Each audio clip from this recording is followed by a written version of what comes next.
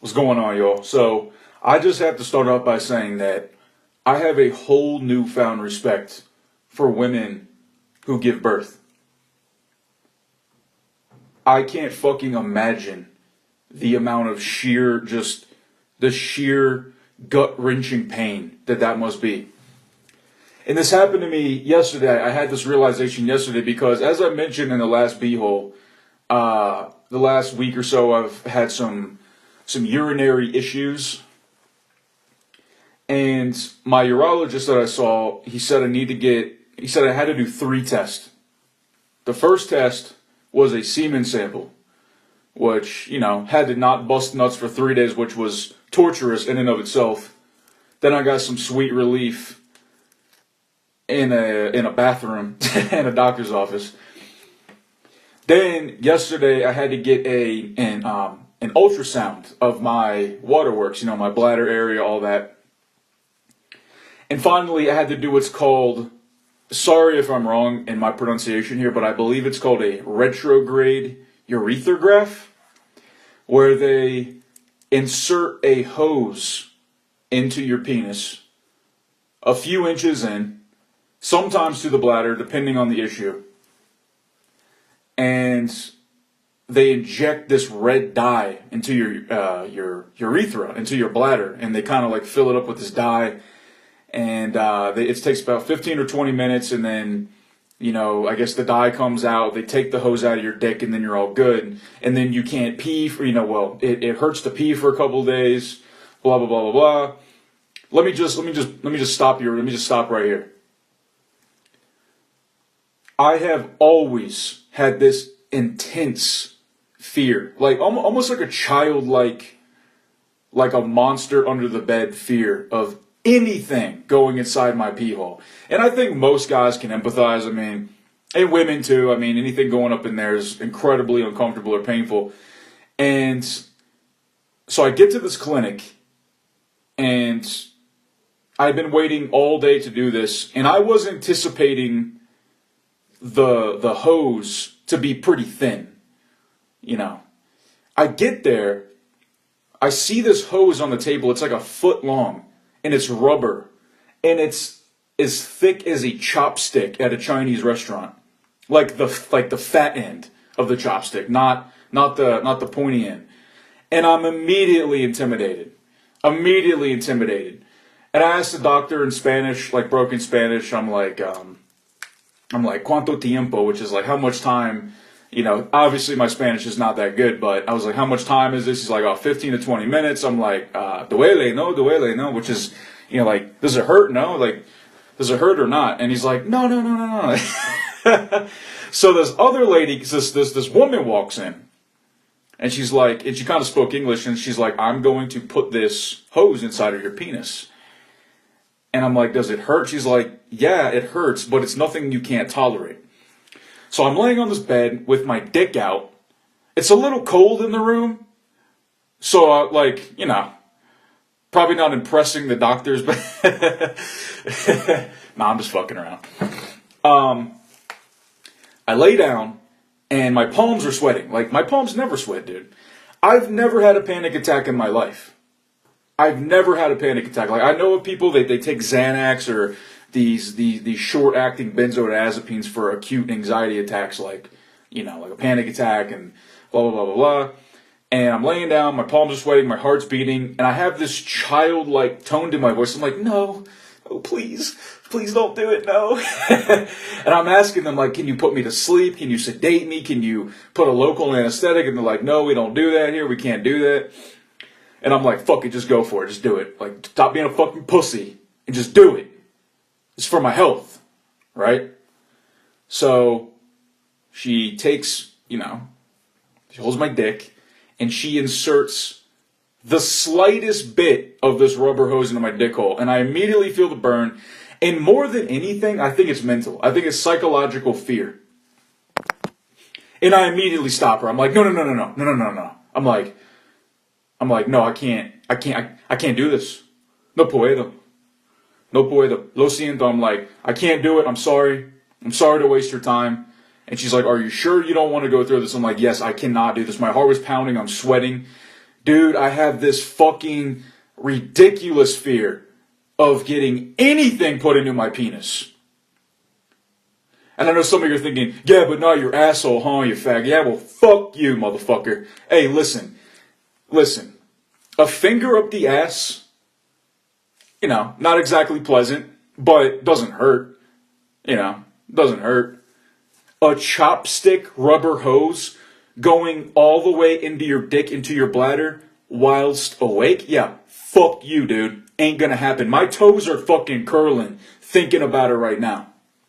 So, long story short, getting a refund, finding a new clinic to get this procedure done while they sedate me.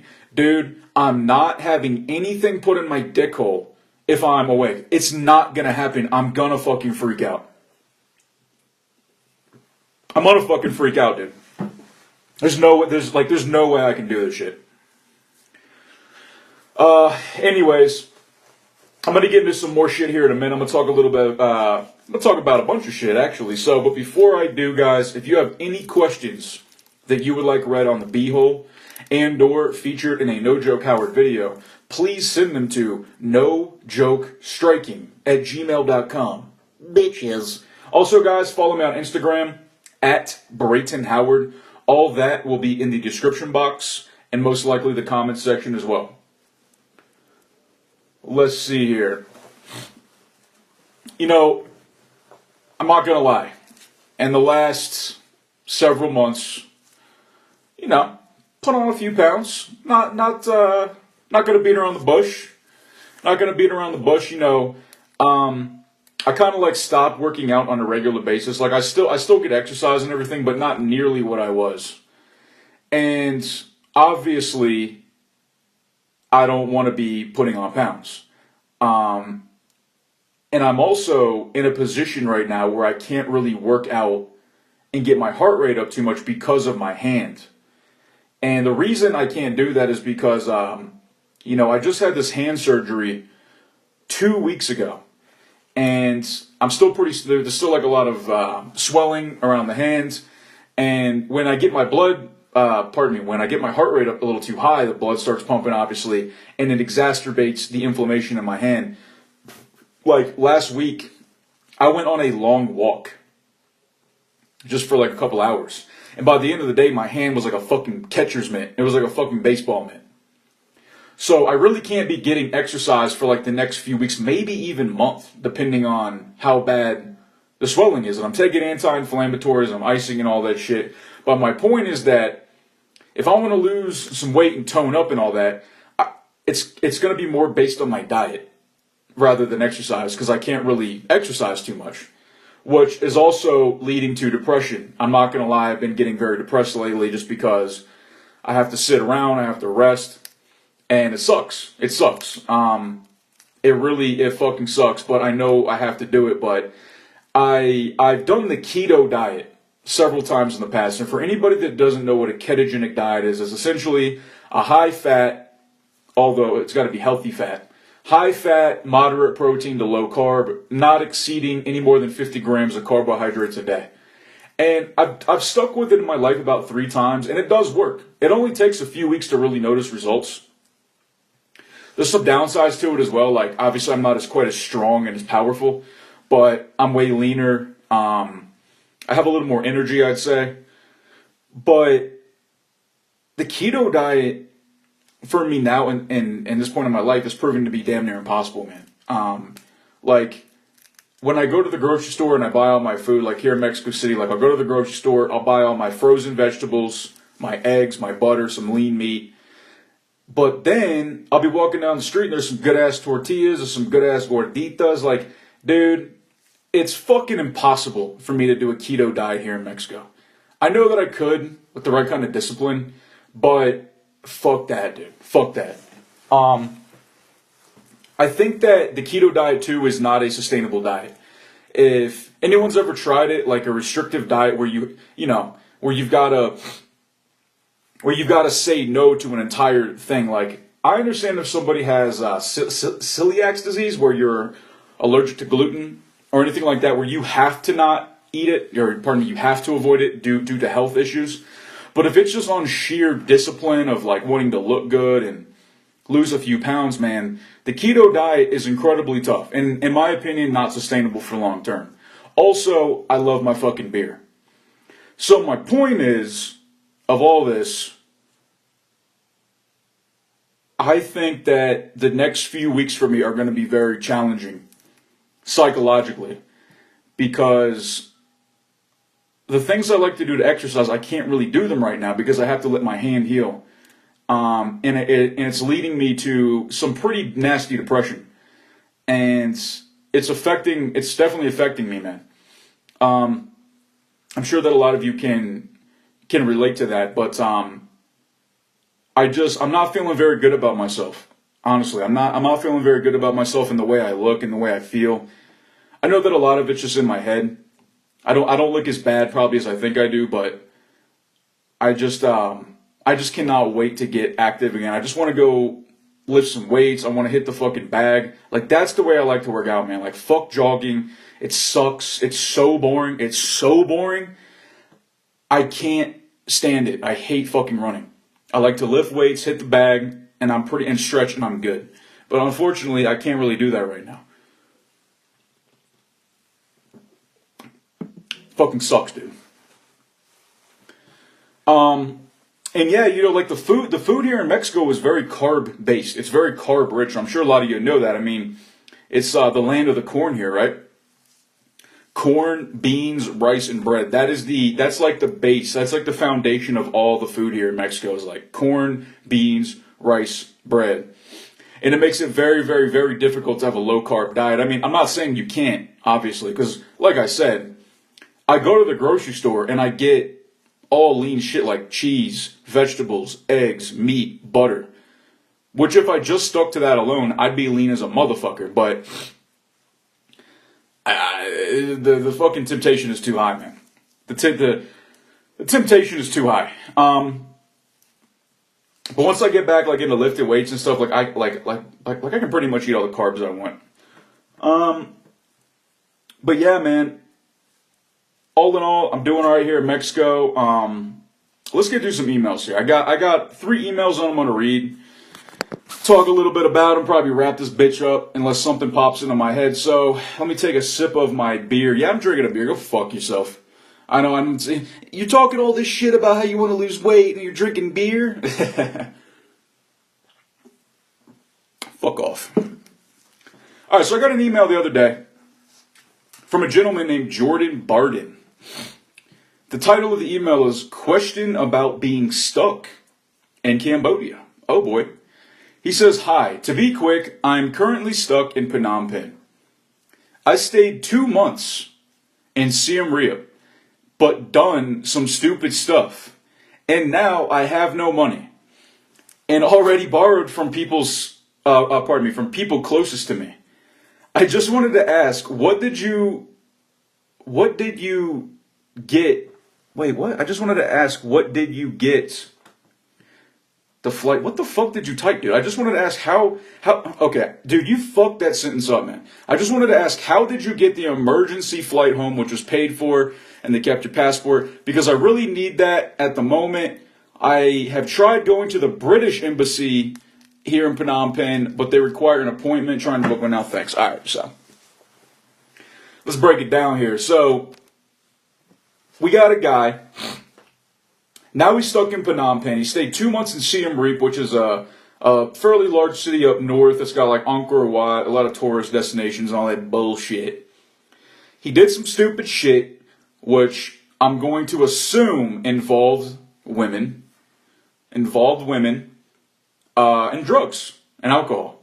I'm just going to assume. I could be wrong, but typically when people go to Cambodia or any place like that, like Thailand, even Mexico, and they go there with a good amount of money and they fuck it up in a couple of months, I'm sure it always boils down to bad decisions with women, drugs, and alcohol. And he said he borrowed from people close to him, and now he's stuck in Phnom Penh. What did I do to get the emergency flight home? So when I was in Phnom Penh, the way I ended up leaving from Cambodia to the United States is I actually went to the American embassy. And pardon me, they had this deal for Americans, where if you were in a bad situation, if you were, if your safety was in jeopardy or blah, blah, blah, blah, if there's some kind of dire emergency, they could buy you a plane ticket. It's called a loaner ticket. Like, they would buy you a plane ticket and fly you home. But the catch was, your passport is invalid until you pay that back to the American embassy. And then you have to buy a new passport, which obviously I did that already because I'm here in Mexico. He said he tried going to the British embassy in Phnom Penh, but now, see, I can't speak about the British embassy because I'm not British. I don't know if they did a loaner ticket. I knew so many people, dude, because when I lived in Phnom Penh, I used to get emails all the time, like way more than I do now, way more. People saying, "Hey, I'm coming there. I'll be there in a couple weeks. You want to meet up with me, get a beer, blah blah blah blah blah." And I'd meet them, and we'd talk, and they'd say, "Yeah, man, I got like $5,000-6,000," and they'd have all these big ideas. They'd have all these big aspirations and talking about how like they were going to do this and that and start a business and blah blah blah blah blah. And then I'd hear about them a couple weeks later, either via email or through somebody else, and it's like, "Oh yeah, they're broke. He had to go back to Canada, or he had to go back to England, or he had to go back to blah blah blah because they got involved with all these prostitutes and possibly drugs and alcohol, and it just was a fucking mess, man." If you were going to move to any country and you want to go there and like make your life better or change your life, dude, you cannot be fucking with prostitutes. I'm not saying you can never get a prostitute, but I'm saying if you go there and you're broke in 2 months, you fucked up big time. A lot of people there, they get caught up in the drinking because it's so cheap. They get caught up, in the drugs because it's so cheap. They get caught up in the pussy or the butt or whatever it is you're into because it's so fucking cheap and available. So my advice to you, Jordan Barden, is if you can get a ticket home, I guess do it.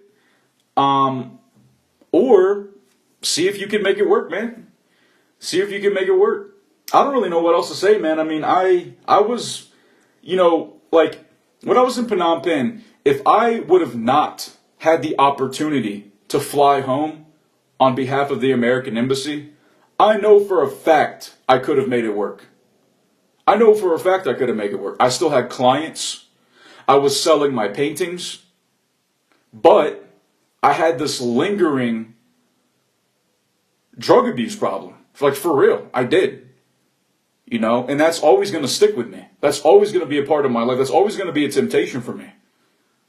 I never should have opened that door, but I did. Do I regret it? No, I don't, because it gives me it kind of gives me an edge on other people who have never dealt with that, and it kind of gives me an outlet to help other people with that issue. And I tried to not regret anything. I don't see the point in regret. I think it's a waste of energy. But I believe that had I never got into drugs and had a drug abuse problem in Cambodia, I'd still be there right now. I'd still be there right now. So we'll see what happens. I'm sorry that happened to you, Jordan. And if anybody else is going through that, man, please don't be stupid if you're going abroad, man. Because the locals there, they don't give a fuck about you, dude. They don't care if you're broke. They don't care if you're struggling. Most likely, they don't give a shit. Next question. From Amarinda Ramirez. Amarinda Ramirez in my white guy voice. In my white American voice. Hold on. Good late evening, Mr. Howard. I apologize for messaging you at such a late time, but I have some questions and concerns about medical tourism in Mexico after watching your video. I just put out a video called Exact Prices of Medical Cost in Mexico City. You guys can check it out. Where I talked about like the exact prices of all my medical expenses so far here in Mexico. Short story. I've been having gyno issues for 6 months and I'm at my wit's end. My doctors won't look into me unless I'm trying to get pregnant despite being in pain 24/7. That's weird. I don't know why the gynecologist would not look into you if you're in pain. Like they get paid to help people with gynecological issues, right? That makes no sense to me. So I don't understand why they're not helping you. She says her concerns are, I'm a bit scared going across the border for treatment. I am doing research, but what should I look out for exactly? Also, would it be wise getting traveler's insurance? Thank you. I can't speak on traveler's insurance. I've never gotten that. I actually, to be quite honest, I don't really know a whole lot about it. I personally wouldn't waste your money. I just would not make dumb decisions and flaunt the fact that you have any money. I'd be very, very low key. She says she's a bit scared going across the border for treatment. All right, so here's my advice on coming to Mexico for any, kind of medical procedure. Don't go to the border towns. And I'm not saying that because they're dangerous, which they also are dangerous, but I'm saying that because the border towns get a huge influx of Americans already, that the prices are way higher. Like, for example, when I was trying to figure out how much my hand surgery would cost, I contacted a few hospitals like in Tijuana, Mexicali, all these places where, they had these English websites where they, it was kind of like Americanized and all that shit. And I would try to get a decent quote, and it was basically like the surgery was like $6,000. But here in Mexico City, it was $3,000. Because a lot of Americans are not going to come all the way down to Mexico City. Maybe they're intimidated because it's so deep into Mexico, because it's a major city, because it's not as well known to Americans as like Tijuana and all, whatever else. What I would do, Amarinda, is I would straight up come to Mexico City. Straight up. There are so many good doctors in Mexico City because all the best doctors in Mexico go to Mexico City, Guadalajara, or Monterrey, because those are the three major cities in Mexico. And a lot of these doctors that, I'm not saying all of them, but a lot of the best doctors here trained in America, they trained abroad, So the doctors here in Mexico are really good. A lot of Americans or people elsewhere, they think of Mexico as being like this super underdeveloped, like shithole of a country. And don't get me wrong, I'm sure there's some shitty parts of Mexico, for sure. But Mexico City is I think the second biggest city in the world after Tokyo. It's an international city, man. People from all over the world come here. It's the biggest city in Latin America by far. Some of the best doctors in the world are here. I would say come to Mexico City, scope out a few gynecologists, and they will definitely see you. Absolutely. Come to Mexico City. That is my advice. Now, what should you look out for exactly? I would, obviously, if you don't speak English, pardon me. If you don't speak Spanish well, then that might be an issue. Now, thankfully, I have somebody with me that speaks fluent Spanish, which, not gonna lie, fucking is a huge help. If you do speak Spanish, then great.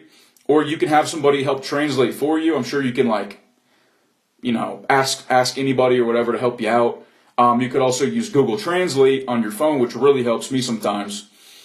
But I would see more than one doctor. Like, I would see a few different gynecologists, get a good quote on what you need. But if you're at your wit's end and no one in the States is seeing you, man, especially if you have health insurance, there's no excuse for that.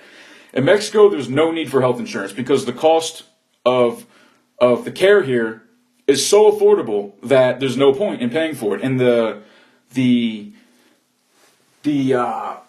medication here is widely available and affordable as well. So come to Mexico City or Guadalajara or Monterrey, where those are the three biggest, most advanced cities in Mexico. They have all the best doctors there. Check it out. I'm really sorry to hear about your problem. And yeah. All right, last email. From a gentleman named Nelson Peters. He and I have been kind of emailing back and forth for a little while. Seems like a nice guy. And what did he say here? He said a couple things. It is a good email, man. So shout out to Mr. Nelson Peters. What's up, dude? He says, I've ran away so many times, moved to another city where I don't know anyone and start from scratch. I've lived all over Canada and the world. After a while, it all becomes the same. He says, I mean, traveling is awesome, but if you don't address the underlying issues, nothing really changes. He says, I'm an alcoholic, 2.5 years sober, 36 years old, and just learning how to live. Plus now I have a kid, his mom and I are fighting, blah, blah, blah, blah, blah, but I'm going to stick it out. Now that was the first thing he said. And he has an excellent point. You know, after a while, it all becomes the same. Traveling is awesome, but if you don't address the underlying issues, nothing really changes. And the same can be said for doing drugs, for abusing drugs and alcohol. I mean, yeah, doing drugs, guys, hey, guess what? It's fucking awesome. It's fun. It's fun. But you can never escape the underlying issues that more than likely lead you to do these drugs and substances. My uncle told me something a long time ago. He was like, you know, my uncle and I, we used to watch like these little travel shows or whatever, like, you know, like these nature shows. And I'd be like, man, it'd be so cool to go here. It'd be so cool to go there. And then he kind of looked at me and he's just like, yeah. And then he said, wherever you go, there you are. And that kind of stuck with me. Like, wherever you go, there you are. And I've been to all these different places too. Like, I've traveled the entire country of the United States, and I go to all these places, and I'd be so excited to get to this new place. And then when I get there, I was just there. Like, it wasn't anything, I wasn't happier. My problems were not solved. I didn't have like a fucking revelation. I thought before I went to Cambodia, oh my God, I'm going to go to Asia. It's on the opposite side of the planet. Everything's going to be different. I'm going to live my dreams. I'm going to become happy. All the answers will come to me magically. I got there, and I even had depression on like the second and third day I was there. I started to question what I was doing. You know, and he has a great point. Nothing changes the underlying issues. And those underlying issues could be anything. I mean, you know, like you could be running from child support. You could be running from a bad relationship. You could be running from your true sexuality. You could be running from, you know, just not being happy with who you are, your family, blah, blah, blah, blah, blah. It could be countless fucking reasons. Just trying to fill the void by going to a new place. And guys, I'm going to tell you firsthand, it doesn't work that way. It doesn't work that way. I wish it did. You know, like I have insomnia. I have chronic insomnia. My whole adult life I've had this insomnia. And I've tried to fix it with hard drugs. I've tried to fix it with this and that. But the drugs don't fix the underlying issue. The underlying issue is probably that I fucking think way too much and I have an overactive brain. You know, a lot of people tell me that I should meditate and this and that, and I find it very, very difficult to meditate. I've done it a few times. It doesn't really seem to work well for me. But my point here is a lot of people really, really want to travel. And I think a big reason that people want to travel is because in the back of their mind, they somehow think that they're going to gain this happiness. And I'm not saying that you won't, because you will definitely gain wisdom. You'll definitely gain experience. You'll definitely learn new things. But at the end of the day, those demons on your shoulder are always going to be there unless you can somehow address them in a way that doesn't involve drugs or traveling or somehow trying to block them out. You got to face it somehow, depending on what your demons are. So I just thought that was kind of interesting. The next part of the email, he said, lastly, I think Ho Chi Minh City would be great for you. It's cheap, way more developed than Cambodia, and way more money. He said, I lived in Hanoi for 5 months in 2004, 2005. He said it's pretty westernized now, but that means you have a better chance of getting clients, even Vietnamese. And he's referring to me as a personal trainer and all that. But yeah, he said there's plenty of easy access to drugs. In my experience, the best way to handle this is having someone you trust who you can tell the truth to. and to hold you accountable. Would your mom move out with you? I do AA support groups. Maybe that's what your videos are. I don't know. Blah, blah, blah. All right. Thanks, Nelson. Ho Chi Minh City. Like I said in the last B-hole, I almost fucking went to Vietnam. I almost went to Vietnam. And in hindsight, I'm really, really glad I didn't. And I know that if I went there, I'm sure I could get clients. Being a white American guy, I'm sure that the fair amount of Vietnamese speak English, especially in the city.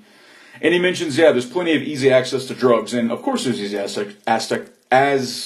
access, Jesus Christ, access to drugs. Wow, dude. But check it out. There's easy access to drugs in Mexico as well. I mean, guys, who do you think fuels, who do you think supplies America with all their fucking drugs? Hey, Mexico does, guys. Of course there's drugs in Mexico, man. And he brought up a good point. He said, in my experience, the best way to handle this is having someone you trust that you can tell the truth to and hold you accountable. That's an excellent point. And guess what? I do have that. I do have a good woman in my life who I've been very honest with about my drug abuse in the past, that I talk to on a regular basis about how I do want to get high sometimes. Especially when I can't sleep or when I'm feeling really depressed. And the last thing that I could ever do is not only betray her, but betray myself by giving into drug abuse or, doing drugs. I think it would be super, super sad if I did that. If I got back into drugs, I'm not trying to toot my own horn here, but I have my talents. And a lot of you do too. I have quite a few talents. I'm pretty good at helping people. A lot of people, they enjoy my videos because they get something from them. Some people think I'm funny. Some people think this and that. I'm a good coach. I'm a good trainer. I'm a good painter. I'm a good musician. I'm a good friend. I'm a good boyfriend. And what a sad thing it would be to waste all that just for a high. And up until this point in my life, I've never been with anybody that actually cared about me the way this person does that I'm with. And you'll notice that I'm going to refer to my woman as this person simply out of respect and her own privacy. I'm not going to talk about her name or like who she is. She prefers to be kept private. And to be quite honest, I prefer to keep it all private as well for my own reasons. Anyways, I've never been with anybody that actually cares about me this much, and I gotta say, it's nice. Like, I almost got married to this woman. We were together for damn near 2 fucking years. I told her I banged a dude, and she fucking broke up with me. What the fuck, dude? Now, I get it. A lot of women would be concerned with that. Like her concern was that I'm gonna cheat on her with guys. But the stupid logic there is that I really like women a lot, and I like pussy a lot, and she knew that, but I was way more likely to cheat on her with a woman than I ever was with a dude. And like I said, I think it was the last episode I put out, I ended up experimenting more with men sexually, and I don't like it. It's weird and gross and fucking uncomfortable, and it's not enjoyable. I can't get hard. I can't orgasm. It's disgusting. But I tried it. Anyways, I digress. He said, would my mom move out with me? No, dude. My mom's not going to come out with me. Now, I think it would be kind of almost like embarrassing if I had to have my mom move with me to Vietnam because, Mommy, come with me so I don't do drugs. My mom moved to Cambodia. Because several years ago, my parents actually got divorced. And I was there for like a year already. My mother had all this money saved up, and she, I guess, wanted to travel, and she just got a wild hair up her ass and decided to move out to Phnom Penh, which was amazing. You know, the fact that my mother came all the way across the world to come see me, and we actually even lived together for a brief point. And it, you know, there were times where it was a little awkward because, you know, I'd want to have people over and this and that, have a little party, and then my mom was there. It was like, oh, well, you know, but it was all good. My mother now is in a good relationship with another guy. She's very happy with what she does, so she would, you know, not do that. But will I ever end up in Vietnam? Yeah, maybe, man.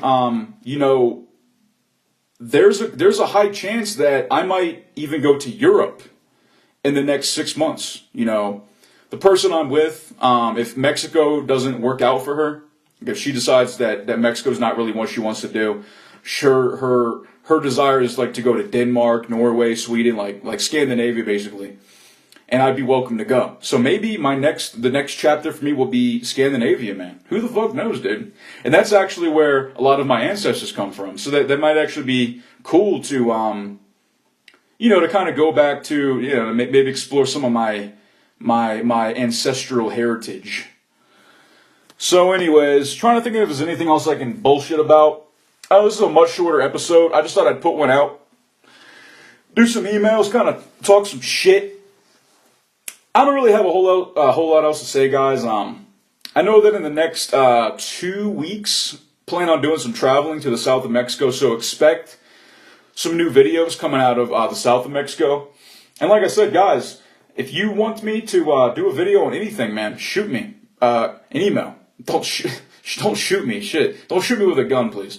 Shoot me an email, nojokestriking@gmail.com. Bitches. And also, guys, follow me on Instagram, y'all, @BraytonHoward. All that will be in the box below, guys. Thanks for the emails. I hope everyone's having a good one. Happy New Year. Peace.